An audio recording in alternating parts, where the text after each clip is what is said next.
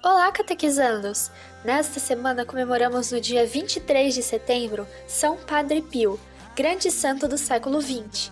Conheceremos alguns de seus milagres mais extraordinários e também um pouco mais sobre os estigmas que ele recebeu por 50 anos. Vamos lá?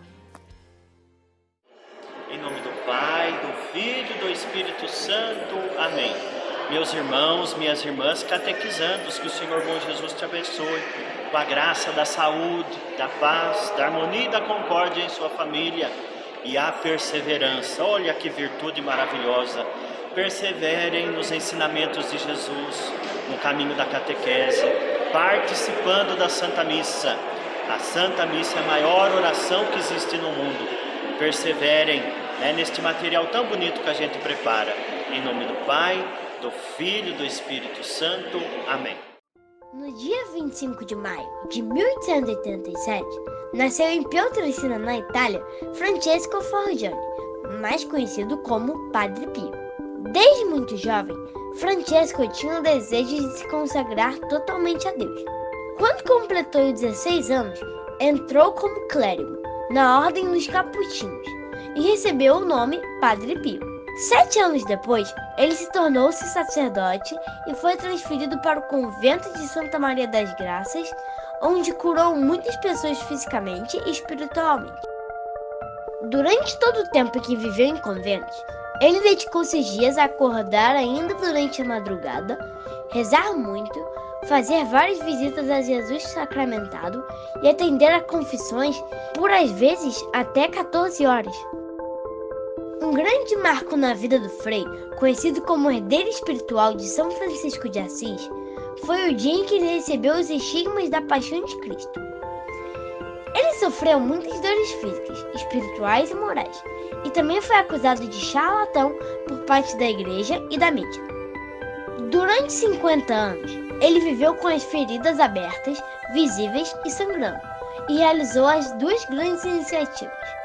Primeiro fundou o Grupo Geração e em seguida construiu o hospital Casa de Alívio do Sofrimento, que ele dedicou a Maria e é hoje um dos maiores hospitais importantes da Itália, atendendo quase 50 mil pacientes por ano. Quanta coisa! Padre Pio morreu no dia 23 de setembro de 1968, mas segue sendo um grande modelo de virtudes heróicas, desde o amor até a paciência. São Pio, rogai por nós. Padre Pio é um fenômeno extraordinário. Padre Pio é o santo mais providencial do século XX. Porque Deus deu à igreja do século XX o que ela mais precisava. Por quê? No século em que haveria a crise do sacerdócio, Deus dá à igreja o único sacerdote estigmatizado da história da igreja. É o único. Muitos santos receberam os estigmas, mas nenhum era padre. Só Padre Pio era padre. Para fazer com que as pessoas experimentem e vejam que Cristo vive nos seus santos. E Cristo vive nos seus santos de uma forma extraordinária na vida do santo Padre Pio de Pietrelcina.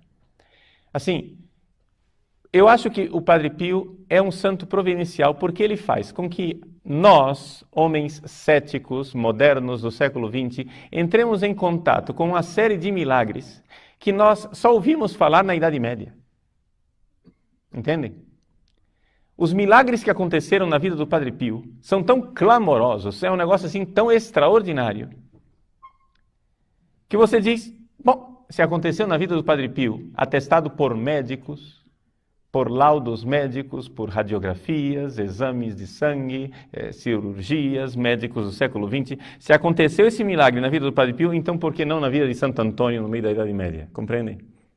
Porque quando nós, homens céticos do século XX, lemos os relatos dos santos medievais, dos santos do passado, a nossa tendência é interpretar aquilo tudo como sendo uma criação quimérica, um negócio assim, isso é o povo daquela época que tinha fantasia, olha só a fantasia do homem medieval. Mas quando você vê o Padre Pio, o negócio não é medieval, o negócio é agora. Como é possível que o homem tenha curado uma menina cega de nascença, que nasceu sem a pupila, e a menina foi curada e começou a enxergar e continuou sem pupila? Isso atestado medicamente. Ou seja, os médicos, essa menina não tem pupila, ela não enxerga, e no entanto estava enxergando. Como é possível? E não é assim, dizem. Não, a menina com nome, eu não sei o nome e o sobrenome aqui de cor, mas é atestado nos livros com laudos médicos e tanto assim de testemunhas. Casos extraordinários, como por exemplo, o caso de uma senhora que levava uma criança recém-nascida para ser curada pelo Padre Pio. A criança tinha sido desenganada pelos médicos. Os médicos disseram, essa criança vai morrer, não tem jeito. A mãe, contrariando os médicos, tirou a criança do hospital, colocou a criança no trem com ela, viajou de trem para Pietrelcina com a criança recém-nascida, agonizante. No meio do caminho a criança morreu. A mulher escondeu o cadáver da criança dentro da mala. Uma mala de plástico dentro da qual qualquer criança teria morrido sufocada. Era impossível que aquela criança estivesse viva. Para não parar o trem e ter que levar para o necrotério, etc., ela escondeu o cadáver da criança dentro da mala, chegou até San Giovanni Rotondo, entrou na igreja onde Padre Pio estava saindo do confessionário naquele momento e estava na presença de um médico. Providencialmente havia um médico ali. A mulher vê o Padre Pio, tem uma crise histérica, começa a gritar, abre a mala e mostra o cadáver da pequena criança. Padre Pio toma o cadáver nas mãos, olha para a criança, chora e diz, "Ma guarda, é viva", e entrega a criança viva nas mãos da mãe. O médico que estava ali presente disse, era impossível que aquela criança estivesse viva. Eu vi a mãe tirar a criança de dentro da mala. Qualquer criança teria morrido sufocada.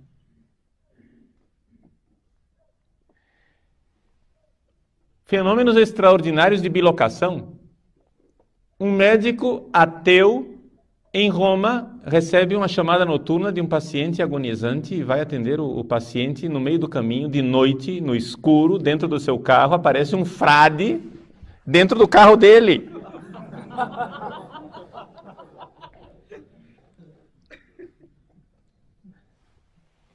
Ele olha para o frade, sem acreditar no que está vendo, passa a mão e não tem nada. Mas ele vê o frade. E o frade diz para ele, o paciente tem tal doença, você vai tentar este tratamento, não faça isso porque ele não vai dar certo, faça tal outra coisa que vai funcionar.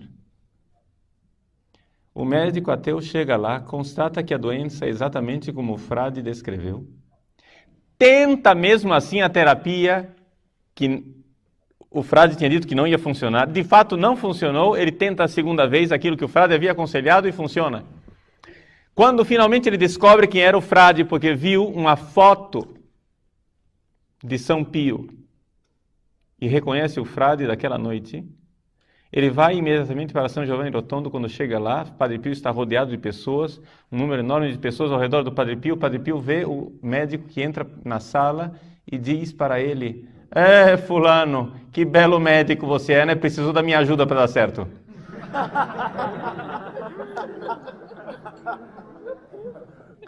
É evidente que se converteu. Pilotos de caça americanos, ingleses, canadenses, durante a Segunda Guerra Mundial tentaram bombardear a cidade de San Giovanni Rotondo. E não conseguiam bombardear a cidade porque durante o voo lhes aparecia um, aspas, monge voando, que impedia os aviões e fazia com que as bombas caíssem no meio da floresta. Um destes oficiais americanos, depois que terminou a guerra, ouviu falar do tal do monge misterioso, feiticeiro, que morava naquela cidade, e ele, protestante que era, quis conhecer o Padre Pio. Padre Pio se encontrou com ele e, falando no dialeto em que ele sempre falou, não está falando sequer em italiano, falou em dialeto com o americano. O americano, quando terminou o encontro, disse: não sabia que Padre Pio falava tão bem inglês. É evidente que se converteu também este. Coisas assim inacreditáveis. E isso assim para falar as coisas mais clamorosas, mas milagres e milagres, mas não centenas de milagres. Centenas de milagres atestados por médicos. Centenas de milagres atestados por médicos. E ver aquele homem com aquelas chagas, sofrendo, casos, assim, carregando o sofrimento de Cristo no seu corpo. Padre Pio, antes de receber as chagas, ele tinha febre de 48 graus, de 58 graus. Colocavam um termômetro nele, ele estourava os termômetros. Não havia termômetro humano que medisse a temperatura dele. Eles pegavam um termômetro de banheira para conseguir medir a temperatura de Padre Pio. Era medicamente impossível que aquele homem estivesse vivo com aquela febre. E, no entanto, estava lá. E o Padre Pio dizia muito acertadamente: eu sou um mistério para mim mesmo.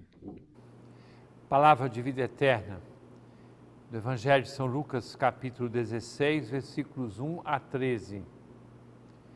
Naquele tempo, Jesus dizia aos discípulos: um homem rico tinha um administrador que foi acusado de esbanjar os seus bens.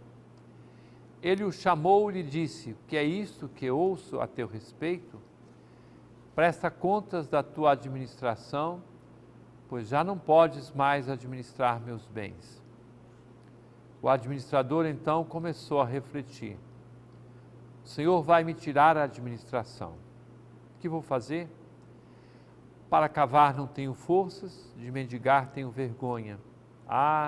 Já sei o que fazer, para que alguém me receba em sua casa quando eu for afastado da administração.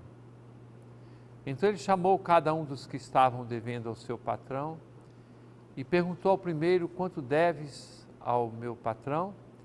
Ele respondeu: 100 barris de óleo. O administrador disse: pega a tua conta, senta-te depressa e escreve 50. Depois ele perguntou a outro: e tu quanto deves? Ele respondeu: 100 medidas de trigo. O administrador disse: pega a tua conta e escreve 80. E o Senhor elogiou o administrador desonesto porque ele agiu com esperteza. Com efeito, os filhos deste mundo são mais espertos em seus negócios do que os filhos da luz. Eu vos digo: usai o dinheiro injusto para fazer amigos, pois quando acabar, eles os receberão nas moradas eternas. Quem é fiel nas pequenas coisas, também é fiel nas grandes. Quem é injusto nas pequenas, também é injusto nas grandes. Por isso, se vós não sois fiéis no uso do dinheiro injusto, quem vos confiará o verdadeiro bem? E se não sois fiéis no que é dos outros, quem vos dará aquilo que é vosso? Ninguém pode servir a dois senhores, porque ou odiará um e amará o outro, ou se apegará a um e desprezará o outro. Vós não podeis servir a Deus e ao dinheiro. Caríssimo irmão, caríssima irmã, palavras fortes para nós vivermos este domingo que é o dia do Senhor. A nossa fé tem consequências na prática do dia a dia, no seu modo de trabalhar, de administrar os seus bens, de educar os filhos, de se organizar na sociedade. Há um salmo que também depois nós cantamos muitas vezes: Senhor, quem entrará no santuário para te louvar? Quem tem as mãos limpas e puro o coração. Mãos limpas e coração puro. Para tudo. A responsabilidade nossa é ter o cuidado de não nos corrompermos, de não sujarmos as mãos e o coração, sendo fiéis nas pequenas coisas. Porque todos nós sabemos o como o dinheiro é tentador, o dinheiro é provocante. Você já viu quando uma pessoa ganha muito dinheiro, ou na loteria, ou herança, não sabe administrar, até porque não lutou para ganhar aquele dinheiro? Fidelidade nas pequenas coisas. E fazer uma escolha. Você não pode servir a Deus e ao dinheiro. Se você escolhe servir a Deus, por causa de Deus, você também servirá ao próximo, amará o seu próximo.